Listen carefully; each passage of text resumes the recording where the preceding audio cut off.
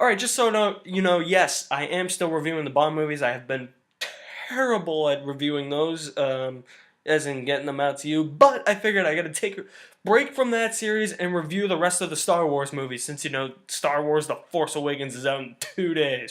So I will do my best to get all of the Star Wars reviews out to you before The Force Awakens. I am seeing The Force Awakens on Thursday night, and I will review The Force Awakens on Thursday, so I'll try and get all the other Star Wars movies out to you before then. But for now, let's review the final movie of the original Star Wars trilogy in all its Star Warsian glory.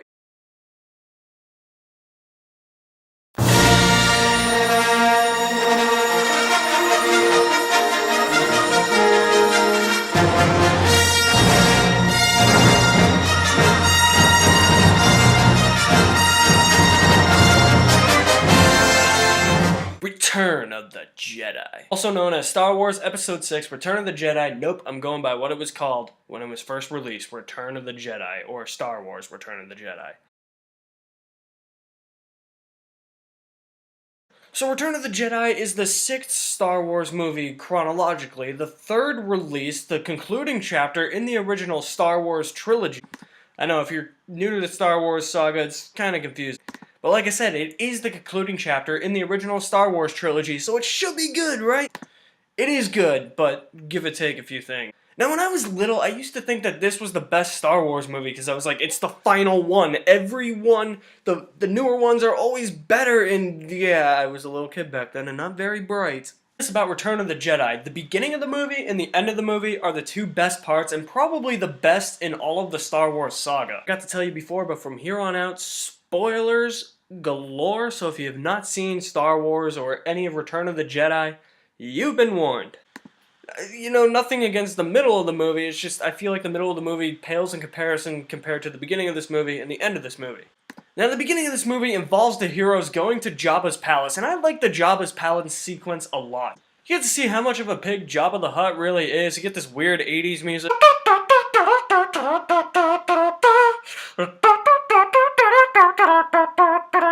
George Lucas changed it in the Blu-ray and it's even more annoying. I like this part so much, it's simple because it's pretty much a rescue mission. All of the heroes, with the exception of Luke Skywalker, are going to get their pal Han Solo back.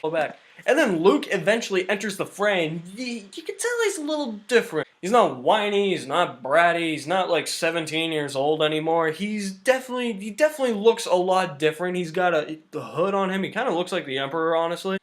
And you can tell that he's probably training to become a Jedi, and he looks like he's praying, and he's like, I want to speak to Jabba. And then you get the Rancor. Oh no, not the Rancor! Pretty intense, and then we get to the Sarlacc pit, the asshole in the sand, and there's one part in this part of the movie that I just don't like. And that is Boba Fett dies. In the dumbest, not just because Boba Fett dies, but it's because Boba Fett dies in the dumbest way possible. Han Solo hits his backpack, he goes flying through the air, falls in the asshole in the sand, and gets eaten. Yeah, he got Boba Fetted. Now, that's a phrase you'll probably hear for the rest of your life. It's when a beloved character or a cool character gets taken out in the dumbest way possible. Boba Fett got Boba Fetted. I hate how he died. I guess in like the expanded universe, Boba Fett is still alive, and I'm like, you know what? No, he is dead. I saw him die. He is dead. He has yet to come back, so he's dead. This did make a change with Boba Fett that I really like, and that's the fact that he gave Boba Fett Jango Fett's voice, and I'm like, okay, I'm okay with that, because it kind of makes sense.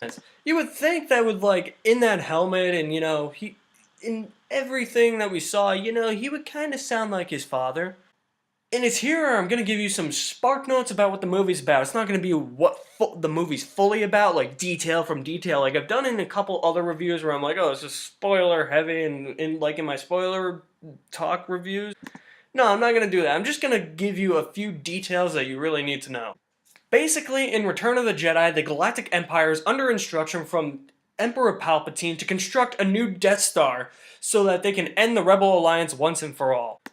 Emperor Palpatine is also overseeing the final stages of its completion because, this Death Star took, 6 years compared to the 20 in A New Hope. So while Palpatine personally oversees the completion of the Death Star, the Rebel Alliance launches an all-out assault against the Death Star to prevent its completion and kill Palpatine, which would effectively end the Galactic Empire's reign and their hold on the galaxy. Side of things, Luke goes to confront Darth Vader, who is his father, and he tries to convince Darth Vader to come back to the good side of the Force, the light side.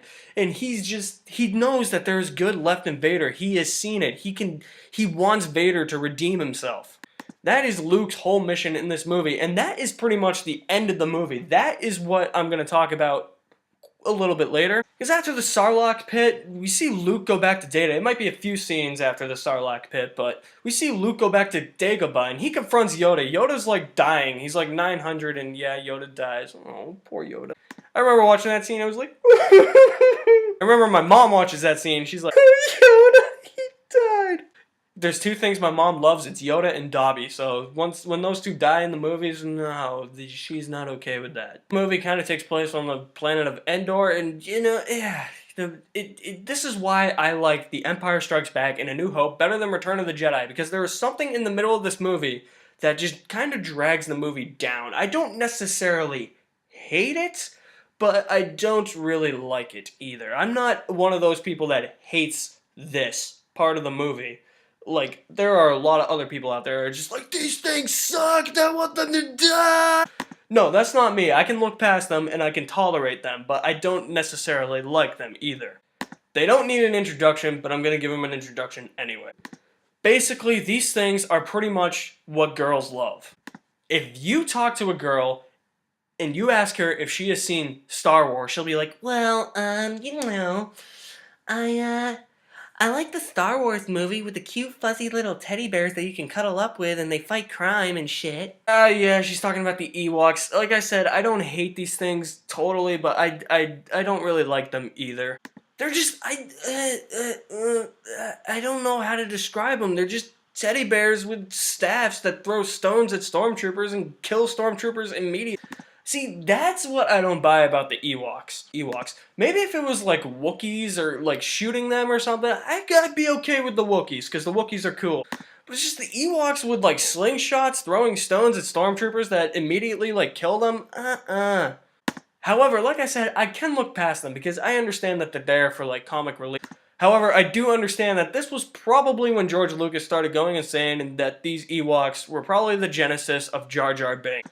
Yeah, if they led to the creation of Jar Jar Binks, I don't like him anymore. I really already don't like him, as you already know, but I don't like him even more than I already didn't like him. I'm kind of confused. This was like the first time where George Lucas did something for Star Wars that wasn't better for the movie, it was better for, you know, money, because he got a lot of merchandising off of them. That was pretty much why he created the Ewoks, because he wanted merchandise. He wanted to sell little Ewok action figures and create little kids movies with the Ewoks so that the kids could watch them at home. Yeah, that's stupid. But like I said, I can tolerate the Ewoks, mainly in part because they're not as annoying as Jar Jar Binks in The Phantom Menace or Hayden Christensen's bad acting in Attack of the Clones and Revenge of the Sith. There are far worse than the Ewoks in Star Wars. But let's skip ahead to the end, because the end of this movie is the best part, mainly in part because Luke goes to confront Darth Vader, and the Emperor is there. The Emperor likes to taunt Luke too, he's just like, join me and your journey towards the dark side will be complete. Luke just is like, you know what, I've had enough of your shit. Whips out his lightsaber, Vader whips out his, and their lightsabers clash, and you just see the Emperor smiling, he's like, yeah, those are the bad decisions I want. The Emperor is really taunting Luke too. He's just like, strike him down and take your father's place at my side. You get this whole lightsaber battle between Vader and Luke, and pretty much this is what I like about the lightsaber fights in the original trilogy compared to the lightsaber fights in the prequel trilogy. The lightsaber fights in the original trilogy have meaning to them. There's conflict there. You can tell that there's conflict when Luke is fighting Vader. He's trying to bring Vader back to the light side of the Force. He sees the good in Vader. The prequels, and I'll address this when I review the prequels, but the prequels, you know, they gotta have a lightsaber battle, because there's gotta be a lightsaber battle.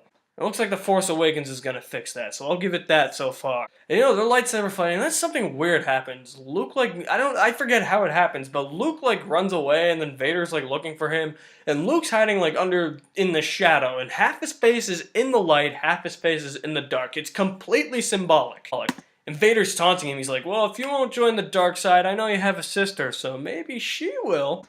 Luke snaps. He just starts going ballistic on Vader, whips out his lightsaber, starts swinging away at him. Like, this is the part I like about the lightsaber fight. There's really, like, no form or choreography to this lightsaber fight. It's just Mark Hamill wailing away at Darth Vader. He's just like, never! He's just wailing away at him like he's a baseball bat. He chops off Vader's robotic arms, and he's about to kill Vader, but then the Emperor opens his big giant mouth. And I think if the Emperor didn't open his mouth, Luke probably would have killed Vader. But because the Emperor did, Luke stopped, and then he looks at Vader, he's like, oh wait, you're all machine. And he looks at his robotic arm, and he's like, wait a minute, I have a robotic hand. We're pretty much the same. He deactivates his lightsaber, the Emperor's still taunting him, but as the Emperor stops talking, Luke just looks at him, and he throws his lightsaber away. He's like, I'll never turn to the dark side. And then the Emperor shoots lightning out of his hands. Yeah, you can do that now. Up until this point, if you grew up with the original trilogy and you hadn't seen the prequel trilogy, you did not know anybody could shoot lightning out of their hands. You saw like Force Choke and reading minds, not lightning though, that's a whole new level, and he is frying Luke. He is going to kill Luke. He's just like... He really does make like weird faces while he's doing it. Where you can tell Vader is conflicted. Because he's just looking at Luke getting fried, and he's looking back at the Emperor, and he looks back at Luke, he's looking back at the Emperor, and he looks back at Luke, looks back at the Emperor.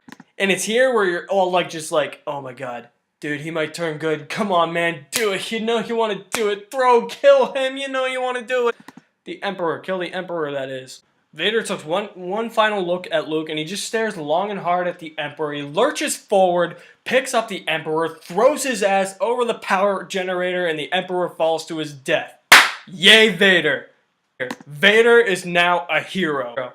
However, when he threw the Emperor over the power generator, whatever the hell that thing was, he was being electrocuted. The lightning from the Emperor's hands short-circuited all the fuses in Vader's suit, so now he's going to suffocate and die. But it was at this moment where George Lucas, for the Blu-ray release of Return of the Jedi, destroyed the end of this movie for like ever. I cannot watch this scene on Blu-ray because it is completely ruined now. In all the other editions, the theatrical version, the special edition, the DVD version, Vader doesn't say a single thing. You can actually tell that he's conflicted, even though you can't see his face and it's behind a mask. You tell when he's looking back and forth between Luke and the Emperor, he's conflicted about what he should do. But for the Blu-ray release, George Lucas had to add in audio of Vader going, no, then picking up the Emperor and yelling, no, no, cannot do that shit. Unacceptable. That does not fly. George Lucas was just like, yeah, you know, I think it would be more powerful if Vader actually had like a vocal expression or something there. Here's my message to George Lucas. Have you ever heard of the phrase actions speak louder than words? Because that's what they did in the original versions of the movie. Before you altered it for the worst in the Blu-ray. Thanks a lot, George Lucas. However, Luke does get some face-to-face time with his father, and this is where Vader dies. He's like, Luke, help me remove this mask, and Luke's like, but you'll die. And he's like, well, I need to see you. He removes his mask, and he kind of looks like Humpty Dumpty, but you can tell he's just like, oh, yeah, you're damaged. You did all this to yourself. And then this is the death scene of Vader, and it's actually kind of sad, because when you think about it, you're just, oh, Vader died. Yep, Darth Vader died as a hero. Luke set out to do his mission to redeem his father. He succeeded. Vader died a hero. And in the end, the Rebel Alliance wins, the Galactic Empire falls, and everybody on Endor is celebrating with that yup yup song. Yup yup. Yup yup. And then George Lucas added a couple shots where you see some other planets, you know, celebrating not to the yup yup song. I don't know, they could be celebrating to the yup yup song. Which I think was a good move, because when I used to watch this on VHS, I was just always like, well, what about the other planets? What are they? And then on the DVD and the Blu-ray, he added a couple extra shots where you see a couple other planets celebrating. I'm like, oh, okay. Yeah. Good. I'm glad you're celebrating. Then Luke burns Vader's body.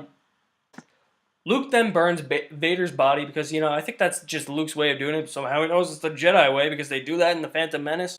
See, and while they're all celebrating, there are 3 ghost spirits that pop up. You get old Obi-Wan, you get Yoda, and then there's this other old guy. And it takes you a minute to realize, you're just like, Who is this guy? Holy shit, that is Vader! And George Lucas altered this so that it was Hayden Christensen instead of the old guy that played Vader for 2 seconds, and I guess I can live with that. I mean, I do prefer the old guy because it's just, I feel like the last time Vader was good was when he was old, right before he died, but George Lucas's reasoning is that, yeah, last time Vader was good was when he was a Jedi Knight and when, before he went all hokey and did all his weird stuff. I'm like, nah, to me that's not really true because he got redeemed at the end of this movie, and seeing where the whole saga is about redemption, yeah. But it's a change I can live with. The whole Vader going, no, during that conflict where he's looking back and forth between Luke and the Emperor, yeah, cannot live with that. Thus ends the original Star Wars trilogy and the story of Star Wars until this Friday when The Force Awakens comes out, oh yeah, if you watch all 6 Star Wars movies consecutively. Return of the Jedi has a really good beginning, a really good end. It's good in the middle too, but it's a movie that, because of the middle and the stupid Ewoks, it gets downgraded from being a great movie to being a good movie. But I will say, Return of the Jedi is still a really good movie and a welcome addition to the Star Wars saga, and Return of the Jedi, minus the stupid Ewoks, is definitely excelente.